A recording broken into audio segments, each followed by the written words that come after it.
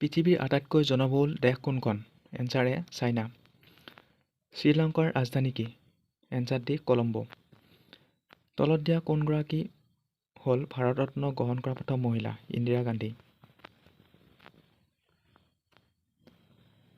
The discovery of India কিতাপখনৰ ৰচয়িতা কোন? Answer B Jawaharlal Nehru.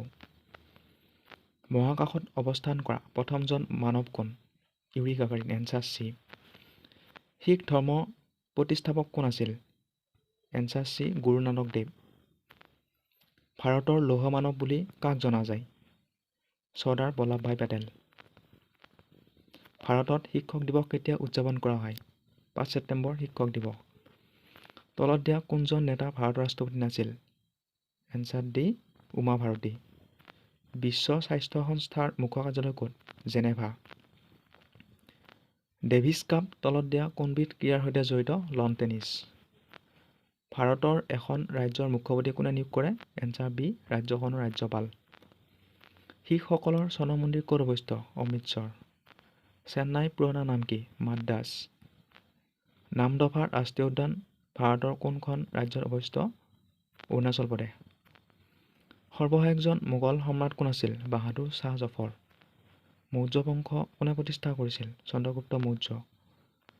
কাৰ শাসনকালত চীনা পৰ্যটক হিউৱেন চাং ভাৰতলৈ আহিছিল? হৰ্ষবৰ্ধন। স্বাধীন ভাৰতৰ প্ৰথমজন প্ৰধানমন্ত্ৰী কোন আছিল? জৱাহৰলাল নেহৰু। পানীপথৰ প্ৰথম যুদ্ধত কোনে জয়ী হৈছিল?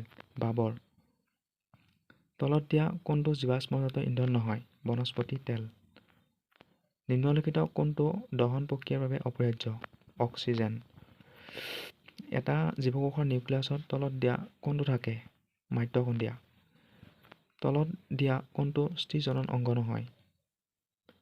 এইটো এনচাৰ চি। তলত দিয়া কোনটো সঁচা? এনচাৰ এটো। শব্দই জুলীয়া পদাৰ্থৰ মাজেৰে গতি কৰিব নোৱাৰে।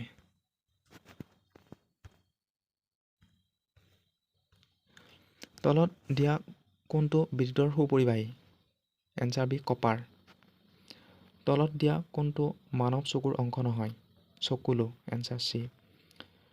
তলত দিয়া কোনটো সূৰ্যৰ এটা গ্ৰহ নহয়? চাইৰাছ। তলত দিয়া কোনটো এটা greenhouse gas? Carbon dye oxide.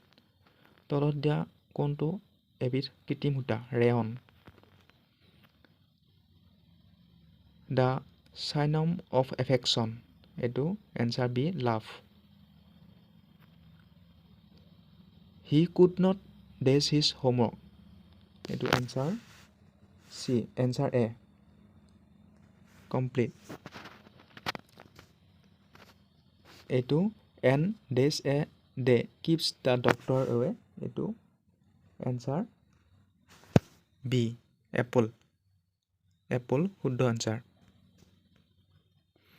What is the opposite gender of bride? এইটো answer C groom. What is the past tense of drive? এইটো answer D drove. Complete the following sentence using correct preposition. She has been ৱেইটিং dash 5 o'clock, এইটো answer C signs.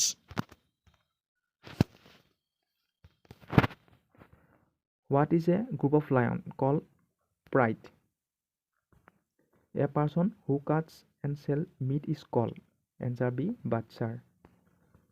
Which one of the following is correct?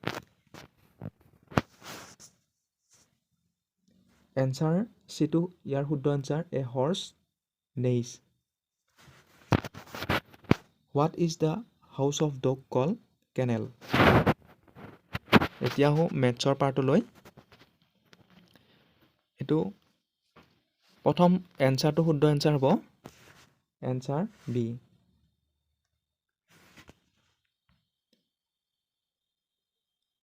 বাৰ নম্বৰটোৰ শুদ্ধ answer হ'ব দুটা সংখ্যাৰ যোগফল 74, সংখ্যা দুটাৰ এটা সংখ্যা আনটোতকৈ 10 বেছি, সংখ্যা দুটা কি? ইয়াৰ শুদ্ধ এনচাৰটো হ'ব ডি নাম্বাৰ।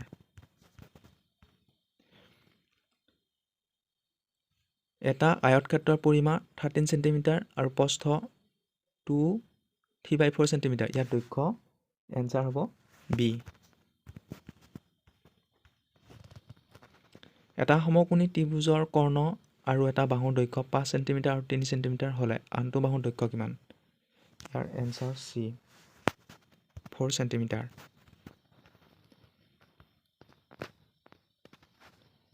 (2028) ক্ষুদ্ৰতম কি পূৰ্ণ সংখ্যা পূৰণ কৰিলে এটা পূৰ্ণ বৰ্গ সংখ্যা পোৱা যাব?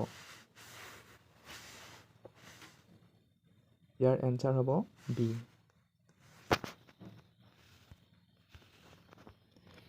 16 নম্বৰ যোৱা বছৰ এখন স্কুটাৰ মূল্য 34,000 টকা আছিল আৰু এই বছৰ ই 20% বাঢ়িল।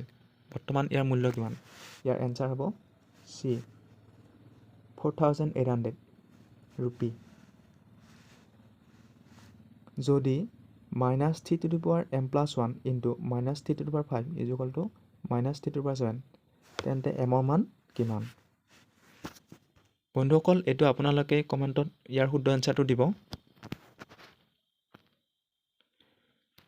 যদি 15 জন শ্ৰমিকে এখন বেৰ 40 ঘণ্টাত সম্পূৰ্ণ কৰিব পাৰে, তেনেহ'লে সেই একেই কাম 30 ঘণ্টাত কৰিবলৈ কিমানজন শ্ৰমিক লাগিব? এনচাৰ 24। আমি এনেকৈ কৰিব D1 T1 W2 D2 T2 W1 এই সূত্ৰত কৰিব পাৰোঁ। ইয়াৰ এনচাৰ বি।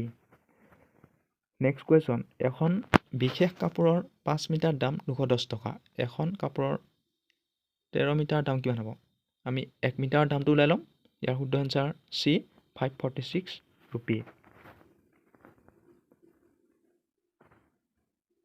প্ৰশ্ন কাকতখনৰ শেষৰটো কুৱেশ্যন। এটা 2 অংকৰ সংখ্যা ওলোটাই লিখিলে আন এটা নতুন 2 অংকৰ সংখ্যা পোৱা যায়, যি মূল সংখ্যাটোতকৈ 63 অধিক। মূল সংখ্যাটো কি?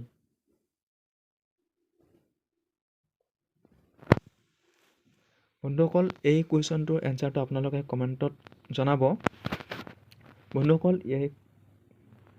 কিবা যদি ইয়াতে ভুল হৈছে নিশ্চয় বন্ধুসকলে আঙুলিয়াই দেখুৱাব। Thank you guys.